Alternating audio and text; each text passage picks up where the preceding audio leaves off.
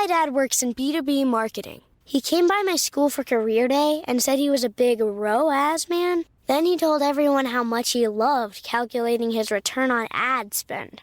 My friends still laugh at me to this day.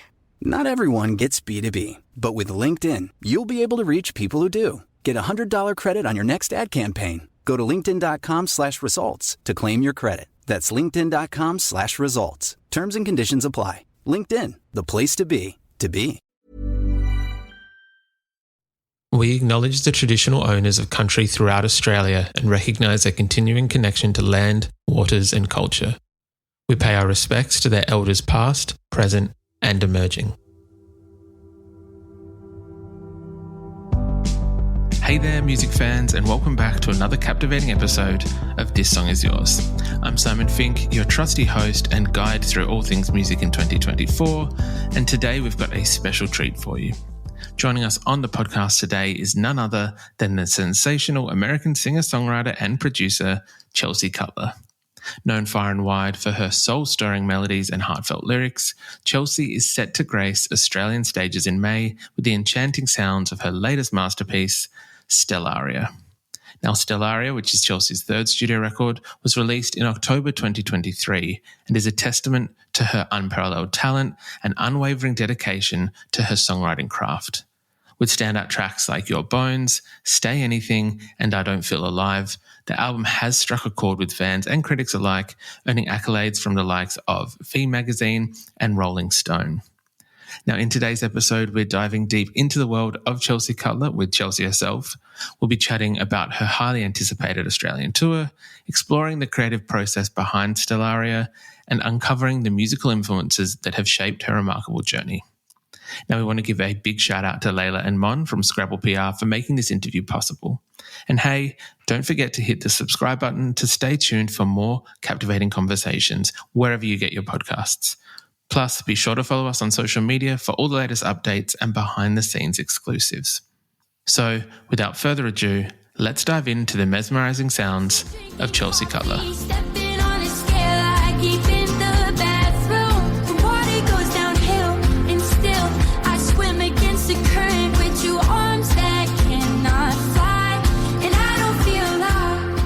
Please welcome to This Song Is Yours, Chelsea Cutler. Chelsea, hello. Welcome to the podcast. Hey, thanks for having me. My absolute pleasure. I know that there's a lot of people currently in Australia and wherever they're listening to this podcast, but mainly in Australia, that are excited that you're coming down to join us in May, in a month or so, for the Beauty Is Everywhere tour. I know I'm excited as well. I'm wondering how you're feeling. This is the debut Australian tour for yourself. Oh, yeah, big time. I'm really, really excited. I've heard so many amazing things about Australia from some of my friends who've gotten to go and play shows there. So I can't wait. I don't know, anytime that you get to go to another country or continent to meet people who are, invested in your career and your music, it's a pretty humbling and incredible feeling. So I'm super excited. I do really want to see a koala and a kangaroo. And I've recently just learned that there are really big spiders that I need to be cognizant of. So I'm a little scared of that, but overall, it's going good. Look, that's a very smart advice that some people have given you. We had, I believe, a friend and colleague of yours, Quinn92, on the podcast, I think, a year ago or so. And it was a similar conversation in terms of he had heard certain things. Did he offer you any advice on what to do, what not to do? Did he warn you what a shoey is at all? Yes, he did. I think that I'm going to probably buy a pair of Vans or something to bring to do the shoey out of so that I don't ruin any pairs of my shoes, but I'm excited. Yeah, he said that he loved Australia. He said he's very jealous that I'm going. I think that's actually probably the smartest way to do it. Buy almost like a fake pair of shoes and then you can just bring it on as a prop instead of having to go through the real thing. Smart, yeah. Now, I know that you're currently in the US on tour at the moment. How is that tour going? How are you on tour? Do you have any kind of rituals while you're on the road? The tour's been amazing so far. We're just about approaching the halfway mark or so. And yeah, I mean, it's been amazing. It's been, a year and a half since we've headlined in America. So it's kind of refreshing to get back in front of people. And yeah, the tour's it's been so much fun. Rituals, I mean, I'm fairly regimented. Every day is pretty much the same, wake up, try to work out in some capacity, walk my dog, drink a lot of Red Bull and coffee, and do the show. That's very smart. What kind of dog do you have? He's half Bernese mountain dog, half poodle. Oh, very cute. Oh, lovely. Yeah, he's super cute. Do you take him on the road with you most places? Will we see him down here in Australia? I think that there's quarantine rules for bringing animals into Australia. So unfortunately, I don't think that he is allowed to come, but I wish. That's very fair. Look, I apologise for our international bio laws, but excited that he still gets to see a lot of the country in the US. This tour that you are coming down to Australia for is in support of your brilliant third record. I want to make sure I'm pronouncing it right. Stellaria. Correct, yeah. Perfect. Firstly, congratulations on this record. It is a stunning piece of work. Thank you. That means so much.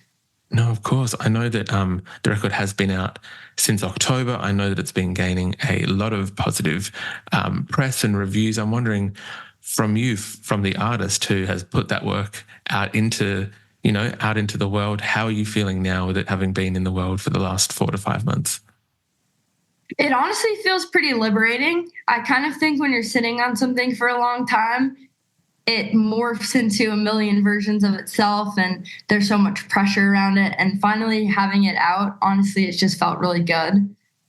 And it's honestly been really liberating for me in terms of my relationship with it too. Like it's no longer this work in progress. Now it just is.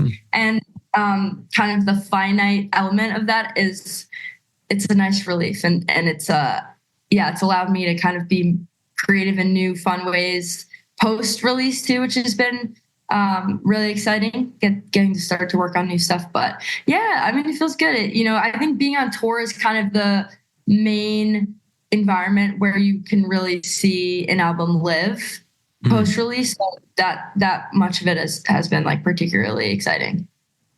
Has there been any surprises on the road in terms of this new record? I know sometimes, especially when you're in the studio for months on end working on these songs, you've got a certain perspective on these tracks. And then we've spoken to a number of artists that have kind of advised when they've then taken it onto the road, they're surprised that a certain song they thought might not hit a certain way hits in a different way or something like that. Have you found that to be the case? Yeah, definitely. I think that there is a song called You Don't Think About Me at All that I actually had initially kind of advised the team to kind of take it off the set list. I got into rehearsals and I was like, guys, I think we should cut the song. And the band and everyone had been there for a couple of days kind of going through the music without me. And they were like, respectfully, we think you're wrong. So we gave it a shot, and it's been weirdly maybe my favorite moment of the set. So that's been a really big surprise. That's absolutely awesome. I kind of love when there is that little bit of a moment where you're able to not take a step back, but that you can see these other people's perspective and see the work that you've done has had a different impact on them than it might have of you, if that kind of makes sense. Yeah, no, 100%. And I think that's kind of the beauty of working as a team when you have an MD and a band. And, we kind of operate with a fairly open forums, specifically for that reason, because I really value everyone's input. And I was wrong. And I'm really glad that they felt like comfortable enough to tell me that. That's awesome. Well, I'm very glad as well. As I've mentioned before, the record is stunning. It's beautiful. For anyone who hasn't listened to it, there will be links within this podcast for them to be able to go and buy the record and stream the record and buy tickets to the shows in Australia. I'm curious because there's a little bit more, I want to say like organic instrumentation this time around. I think for the first two records, there was elements of this, but I think this is maybe the most that's kind of pushed that sound of like pop rock in a way, but not pop rock either. It's its own kind of thing. Was that an intentional kind of decision before you went into the studio? Or was it just an organic thing that kind of took place as you found yourself writing song after song? I think that it's kind of a combination of both, but I definitely did go into this record thinking about what kind of music I want to be playing on stage forever. And I thought a lot about, when I'm 40, like hopefully I'll still be able to be touring, and I want to have records that sonically still feel like I can relate to them. So for me, I thought going this more organic route would be really fun and something that, I would enjoy. I think the songs off Stellaria are songs that I would enjoy playing, now just as much as I hopefully will in, 15 years. So, that much of it was really intentional. But like I said, it's liberating for it to be out, because I feel like, I don't know. I'm excited to kind of see which direction it goes from here. Of course. Look, I can very much appreciate that. I was wondering, Chelsea, if you might kind of indulge us. We're primarily a songwriting podcast. I was wondering whether you'd be able to talk to us about your introduction to music and how you got into songwriting. I think if I've done my research correctly, I've heard your dad has very good music taste in terms of maybe some Room for Squares that was played in the household when you were younger. Yeah, my parents are super, super musical people. They're not necessarily the most musically inclined, but they always have music playing in the house. We'd wake up and my dad would throw on the Beatles.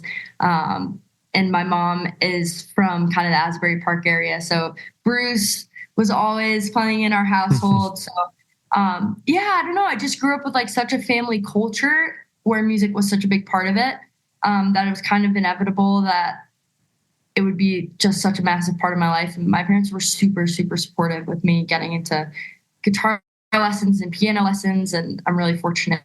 Like they bought me a little MacBook when I was like in my early teens, and it had GarageBand on it and stuff. So they got me this computer so I could start learning how to record instruments and stuff when I was really young. I really give them all the credit, because they truly could have been more supportive and encouraging with it all. That's absolutely awesome. What do they make of it now? I guess, are they, with being such big music heads, if you will, do they kind of listen to some of the unreleased stuff and are like, oh, you could do this? Or do they offer their own input into your songwriting? No, not really. I'm actually fairly secretive about new music. I have like a select handful of people that I'll show stuff to, but for the most part, I don't know. I think that I just get a little bit nervous to hear their opinions on anything. So I don't even know what they think of the album. They obviously came to, the show at Radio City in New York and were so excited and expressed, that they were proud and everything, which means so much. But I'm a bit hesitant to like ask them what they really make of the music. 'Cause it's like, it's like journal entries. They're like diary entries to an extent. And sometimes I don't want to necessarily have a conversation with my parents about what they think about all of that. So I don't talk about it too much. I can very much respect that decision. I think that's very, very fair. With the, I guess, because I did read now that you're teaching your own songwriting classes with Studio, I think, and kind of offering that. Has that changed your perspective of how you work, or have you kind of, I guess, had conversations that have made you rethink your own creative method, or kind of brought in different methods to that own one? I think if anything, the fact that I've started getting more comfortable teaching and talking about production in that way and songwriting in that way, it's made me more confident a little bit, and it's helped me kind of take ownership, particularly of the production element of things, because I think that I've just been so conditioned to. This season, Instacart has your back to school. As in, they've got your back to school lunch favorites like snack packs and fresh fruit. And they've got your back to school supplies like backpacks, binders, and pencils. And they've got your back when your kid casually tells you they have a huge school project due tomorrow. Let's face it, we were all that kid. So first, call your parents to say I'm sorry, and then download the Instacart app to get delivery in as fast as 30 minutes all school year long. Get a $0 delivery fee with your first 3 orders while supplies last. Minimum $10 an order. Additional terms apply. My dad works in B2B marketing. He came by my school for career day and said he was a big ROAS man. Then he told everyone how much he loved calculating his return on ad spend. My friends still laugh at me to this day. Not everyone gets B2B, but with LinkedIn, you'll be able to reach people who do. Get a $100 credit on your next ad campaign. Go to linkedin.com/results to claim your credit. That's linkedin.com/results. Terms and conditions apply. LinkedIn, the place to be, to be. Undersell and underplay kind of the production element of my career just because it's such a male-dominated space. So I've always been like, yeah, I produce, but, that's why it's not mixed so great. Or, I hope, I don't know if I should be the one teaching people, but, my team's been really supportive of and they've really helped me kind of take ownership of that. So, if anything, I feel like it's just helped me be a lot more confident and decisive in the studio. I absolutely love that. There was one track on the record I was hoping that you might indulge me in a little bit and ask about, I guess, the inspiration behind it. It was one of my favorite tracks on the record. It was Hunting Season, which I just thought was this beautiful kind of, there were elements of, and I know that I think in previous interviews you said that some of your parents' records didn't kind of influence how you make music in terms of like John Mayer and Coldplay. There was some John Mayer-esque guitars in Hunting Season, but I was wondering, if you might just tell us how that song came to be and how it ended up on the record. Yeah, I was in Los Angeles with my friend Kevin White, who I made a lot of the album with. And we actually had another session that day, but I'd gone over to his house a little bit early. And I came in with a BPM that I wanted to write at, because a lot of the songs that we had for the album at that time lived in such a ballad kind of world. And so I knew I wanted to make this kind of like pulsing, driving song. And I came up with the first, it's hunting season, da da da da da. And then the people showed up for our session. And we were like, okay, all right. If it's very special, it'll, be stuck in our heads and we'll come back to it. And we ended up staying up really late that night after the people we were working with went home, because we were like, I don't know, there's something here, we should just see it through. And we kind of just wrote it in one go, and we produced it out together kind of back and forth. When I was back in New York, we just sent the session back and forth a bunch. That's awesome. Thank you very much for allowing me to ask about that and kind of indulging my question. In terms of producing, is it something that I imagine that like different times and different moods call for different interests, if that makes sense. Do you find that you prefer producing over songwriting? Are there times where it's something that you get more involved with, or is it just kind of like a balancing act of that at certain times of the day you'll be more interested in one certain aspect? I think that it's a little bit environment dependent for me. When I'm alone, they really go hand in hand to me. Mm-hmm. They kind of feel like one and the same process. I think that when I'm in sessions or, when I'm with other producers, it generally is a little bit easier for me to take the backseat production wise and kind of let them run the session, because usually that's kind of my best chance at us going outside of the box of kind of my comfort zone. I'm like, let's see like what your brain is kind of thinking today. I don't want to like limit myself, if that makes sense, by being the one who's at the helm of every session for every song ever. So I actually really appreciate kind of being able to step back and take more of the songwriting wheel, primarily just, for a session every here and again.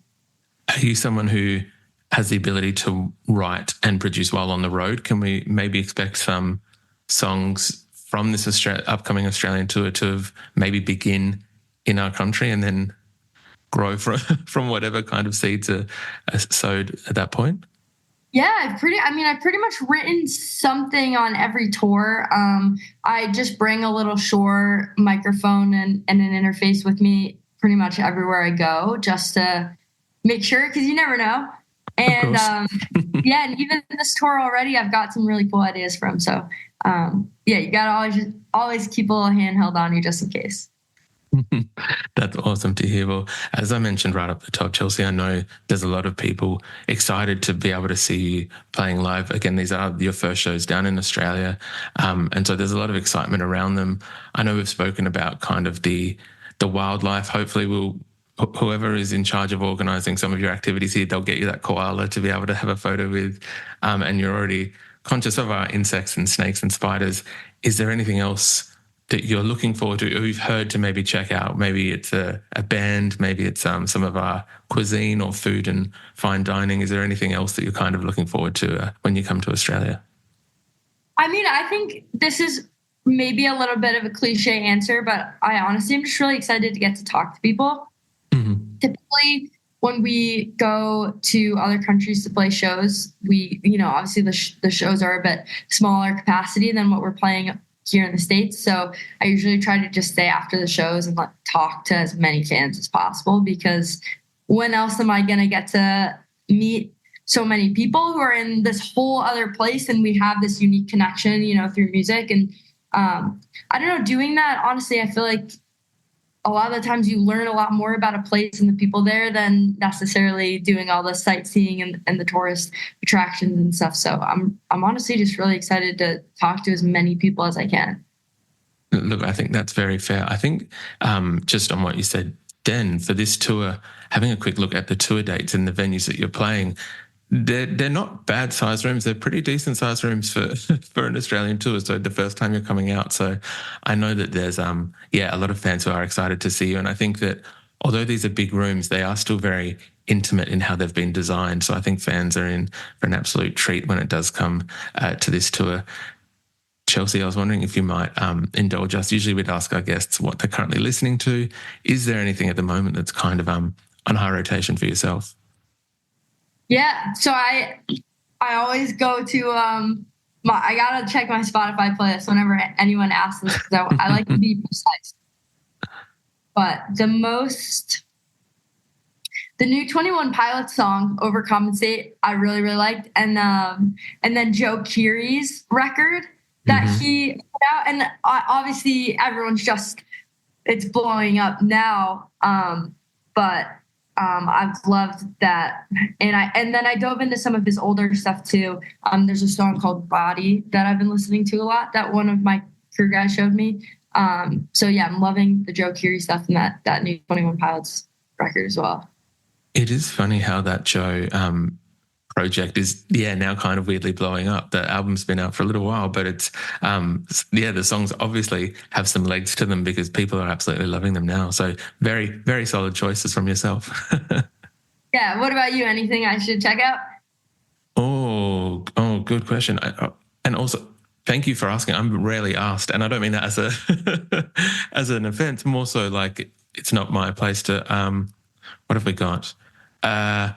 I'll give some Australian bands some shout outs. So if you want to have a listen on your way over to some Australian bands, San Cisco, Teenage Dads, Peach PRC, they've all got some new music out at the moment. So some really good Australian acts that you can kind of listen to if you'd like.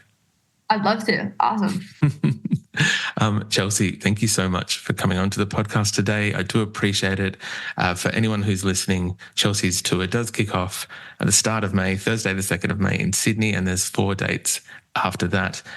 All details will be in the show notes. But yeah, Chelsea, thank you again so much for coming to chat with us. Yeah, of course. Thanks so much for having me. Super fun.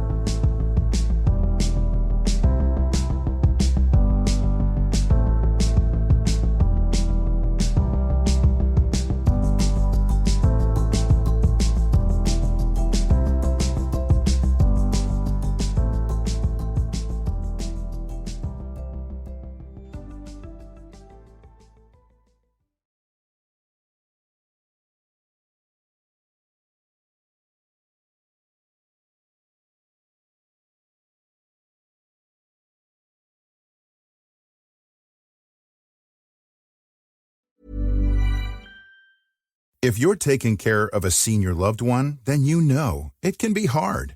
Remember, it's okay to ask for help. There's a reason why 29 million families have turned to Care.com. Experienced senior caregivers can help with everything from meal prep to taking your loved one to doctor's appointments. And every caregiver you hire is background checked. So important for peace of mind. Find full-time, part-time, or even occasional help that fits your family's schedule and budget. Get the support you need with Care.com.